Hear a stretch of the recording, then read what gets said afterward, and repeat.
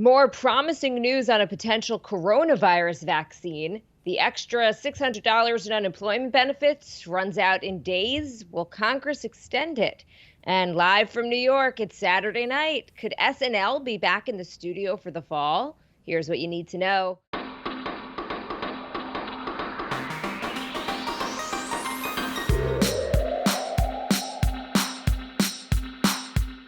Good morning. This is Cheddar's Need2Know podcast for Tuesday, July 21st. I am Jill Wagner with Baker. I'm sorry. I'm so used to saying Carlo that I was about to say Carlo. And we were with Baker Machado filling in this week for Carlo. Listen, Hi, Baker. I know I have humongous shoes to fill. It's very hard for me to be basically put in the same sentence with Carlo. I get it. By the way, we did get a few emails about your very spiffy shirt yesterday. Because again, we air this stuff on YouTube.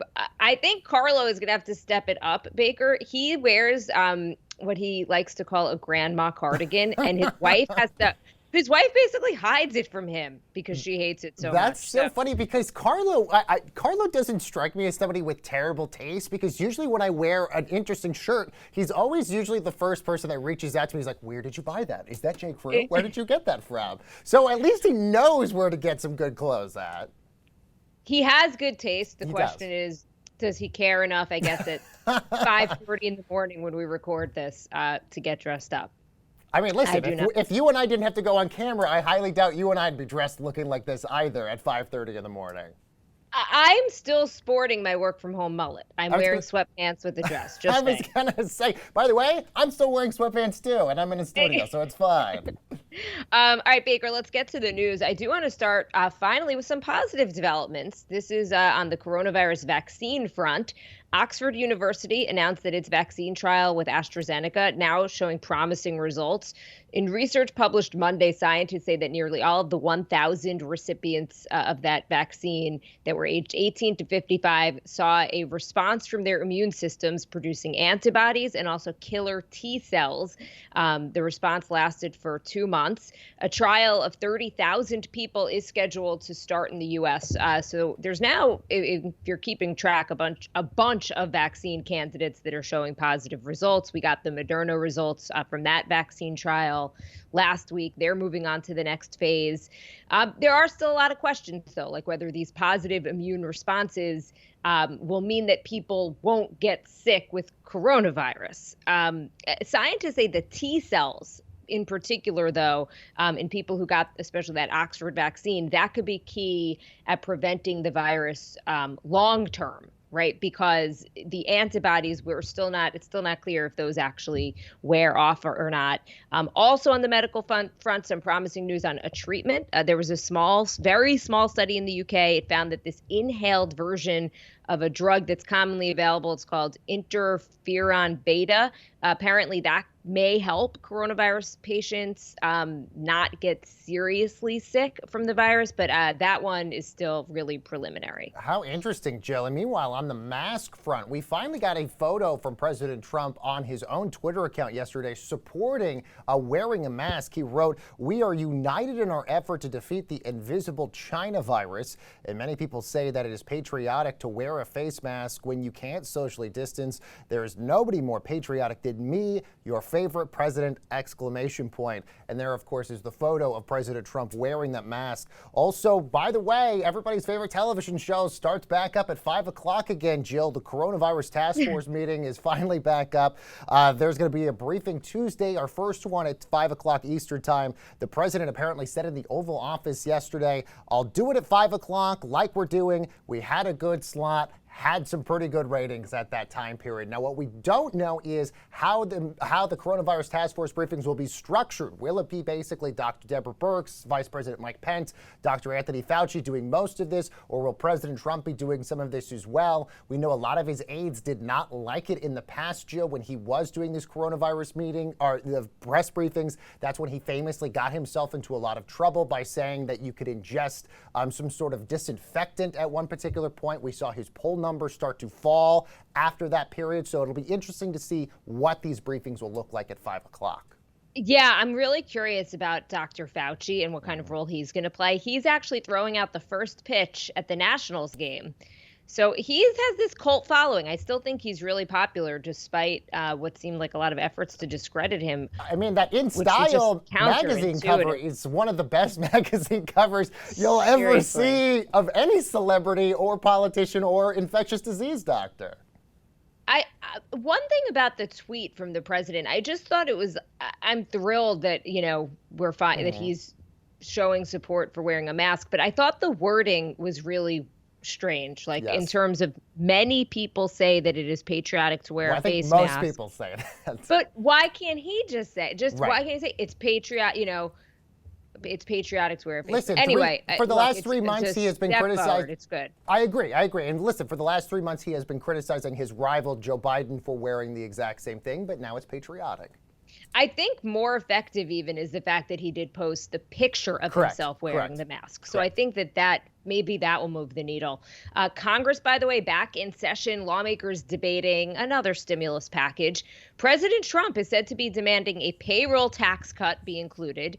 And also the Trump administration looking for the funding for COVID testing to be cut.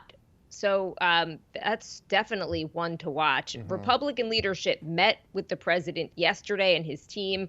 One thing to also watch out for, that current extra $600 per week of unemployment aid, that's set to run out at the end of the month. According to some reports, Republicans appear to favor a reduced unemployment benefit. So perhaps they'll make a compromise, or maybe it's an extra $300 a week. They're also said to be considering another $1,200 stimulus check, that payroll tax cut that the president wants. And also big on the agenda is a liability protection for businesses, which would mean that people can't sue if they got sick, whether at a restaurant. Employees can't sue if they got sick on the job. Senate Minority Leader, though, Democrat Chuck Schumer, saying that the Republican plan comes up short. So we'll see what happens. Listen, you mentioned a lot of sticking points right there, Jill, just a few moments ago. Unlike previous coronavirus spending packages, this one seems a little bit more difficult to get past. Really, two hurdles really need to get cleared here. The White House and Senate Republicans have to get on the same page here, and right now they're not. Senate Republicans are not in favor of that payroll tax cut that the president is pretty much adamant about it being in the package. I think John Thune, who's in charge of whipping up the votes for Senate Republicans, essentially cooled off to the idea when he was asked by reporters yesterday. After that happens, Jill, then you have to bring in House Democrats and even Senate Democrats to see if you can get any sort of compromise on any of that. And according to Politico this morning, the divide between Nancy Pelosi and Senate Republicans is bigger than the Grand Canyon. That is Politico's words. So we'll find out if we actually get anything on any of this, Jill. And on that $600, that's extra unemployment money. So over the weekend or last week, Janet Yellen and Ben Bernanke, the former Fed chairs, they came out to say that if that extra $600 isn't there, it will be devastating for the economy, because that extra money, in theory, gets pumped back into the economy through spending. So that's one way to look at it. But it's a lifeline for a lot of people who are unemployed right now. But some other studies have shown about 2/3 of people who are getting that money are actually making more money now than they were when they were working.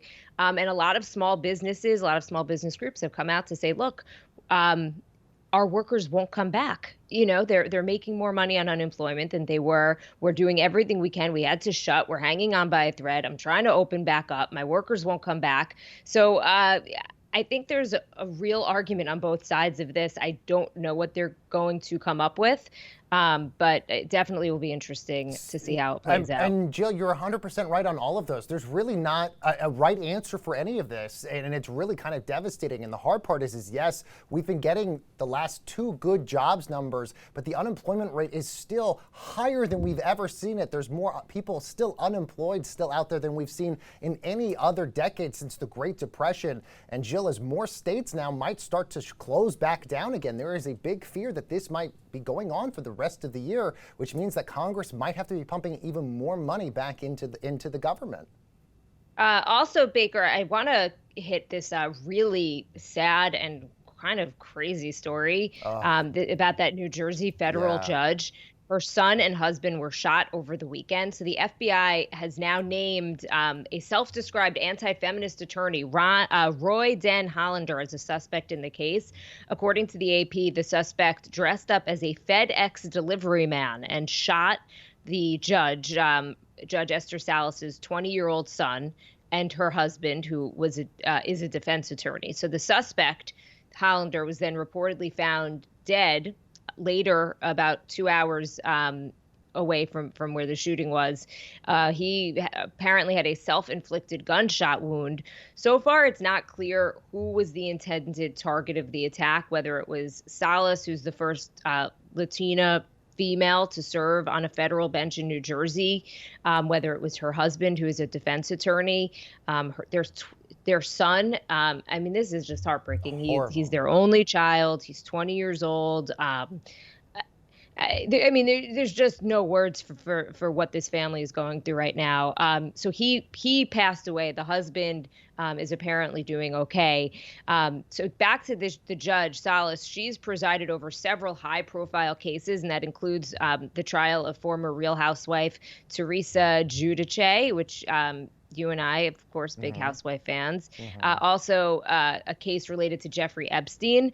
Again, her husband was a defense attorney. So it's really unclear what the motive was, but just incredibly sad. And this person was at large for after the incident happened, Jill, which is why a lot of people were really scared about who this person was. So obviously authorities started to do a little bit more of a deep dive into potentially who this was, and they found out it was Den Hollander. He identified himself on a website apparently as being an anti-feminist lawyer. And according to USA Today, he worked on a federal lawsuit that argued New York City nightclubs had discriminated against men because they offered ladies' nights, so discounted drink nights at a lot of nightclubs and bars. Now, that suit rightfully was dismissed by judges. He also apparently claimed that Columbia University's Women's Studies program was a violation of Title IX, which says nobody should be discriminated against by the basis of their sex. Now, that case also dismissed as well. But at this point, it's not really clear what motivated him to go after this particular judge, why he wanted to go after this family. According to reports, he only argued one case in front of this judge, but that was all the way back in 2015, Jill. So, which, as you said, the child being involved in all of this makes it all the more worse because nobody knows why he went after this judge, that this poor kid had to lose his life over this. Yeah, no, apparently the husband answered the door. The suspect shot the husband, and then the son was trying to kind of save the dad, and then the suspect shot Jill, him. an even larger conversation about this, because the judge apparently, according to reports, obviously doesn't have a security detail, doesn't have, massive security that's protecting her. As more of these judges become more public names out there and we get more people talking about these people within the political wheel of things, should a lot of these judges have security protection and detail? Because it's going to be situations like this where people are going after these people based on what administration put them into the courtroom.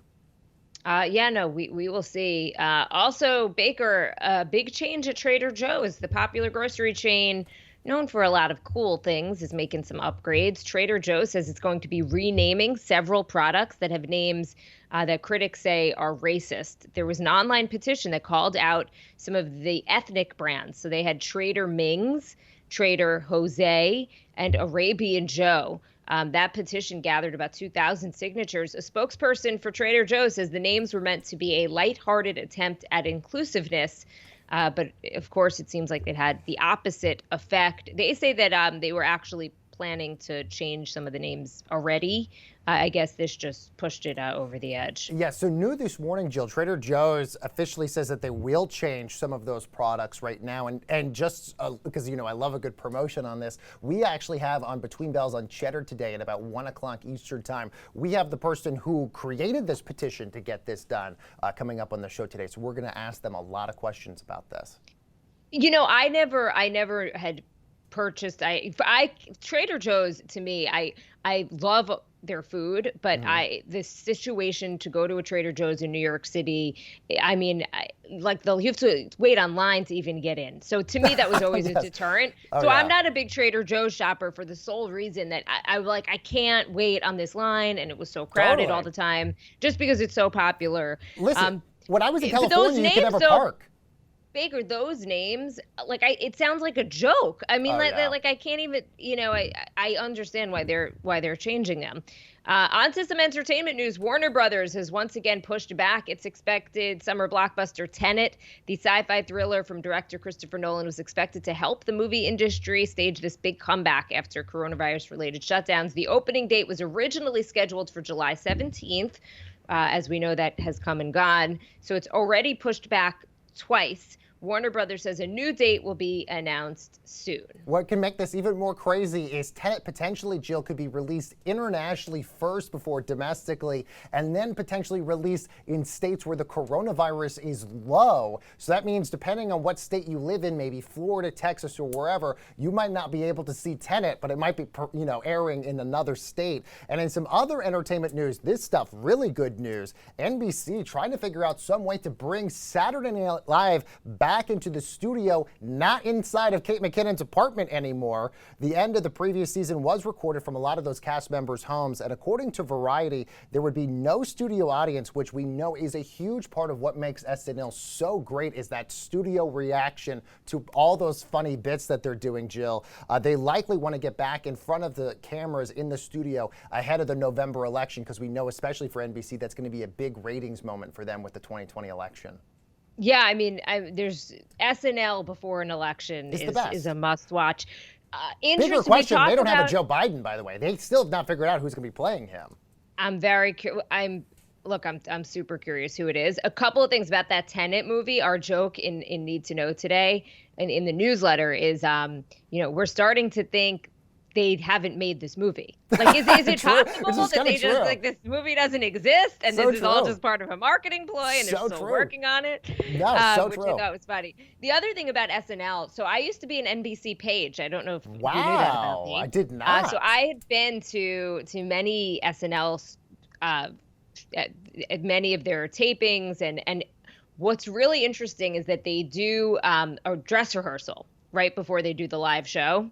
And the dress rehearsal is a lot longer. It's like 2 hours, not an hour. And they have a lot of skits that get cut. Yeah. And they base it really on the audience reaction. So interesting. So I'm curious to see how they're going to judge, what makes it into the final show and what doesn't. More importantly, Jill, it's a big way that they do it. More importantly, Jill, as a former NBC page, do you get to keep the tie and all the buttons, the flair that you have when you were a page?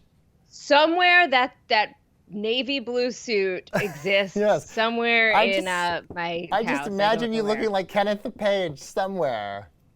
That was, by the way, it was such a fun job. I have to say, I went to work every day. I laughed. I learned so much. It was one of my favorite jobs ever. Okay. Also, really quickly on entertainment news, Nicki Minaj shocking fans when she announced on social media that she's having a baby. She posted some really glammed up photos on her Instagram page. Back in September, she announced plans to retire, and then she was going to marry her boyfriend. Married her boyfriend, Kenneth Petty, in October. Did you ever do pregnancy photos when you were pregnant with Alex? Because I always think the naked pregnancy photos are always, listen, I can't have a baby, I don't understand, but I always think they're just a little bit funny when you have, and everybody loves them. I just think it's funny when you walk into somebody's house and the first thing you see is the naked photo of, the woman with, pregnant with her kid. I never did it. I never did. I wasn't into it. Sometimes I wish I did because I think that they're a cool snapshot in time. So true. But no, I have pictures of me with my belly looking at a cat. Looking at the mirror, shooting at myself. Sometimes I look at those and just think, wow, but no, I didn't do them. I was going to say, that you probably look back at that and you're like, wow, that was a wild ride. It is great. As I still can't fit into my pre-pregnancy clothes. It's like, whoa, your body, babies do crazy things to But by the way, the Nicki Minaj photos, by the way, still amazing. I still think the Beyonce one's just a little bit better, but still amazing. Yeah, the Beyonce really set the bar high with Because that. she had the veil. That's why. Also, before we go, I want to mention I really loved our retweet today. It made me laugh out loud. This was also in today's newsletter. It's from at Jesse Mourner Ritt, who writes, I do not miss drinking alcohol. I miss ordering alcohol from someone hotter than me who hates me. That's pretty much Also- my experience at a bar. Also kind of true, which is also part of the reason why we go to bars at the first place, you know? All right, Baker, that wraps it up for us. We did 2 days. It was a pleasure. I mean, I haven't gotten us canceled yet, so I'm really happy to still be here. Don't even say it out loud. All right, guys, have a great day. That's what you need to know for Tuesday, July 21st.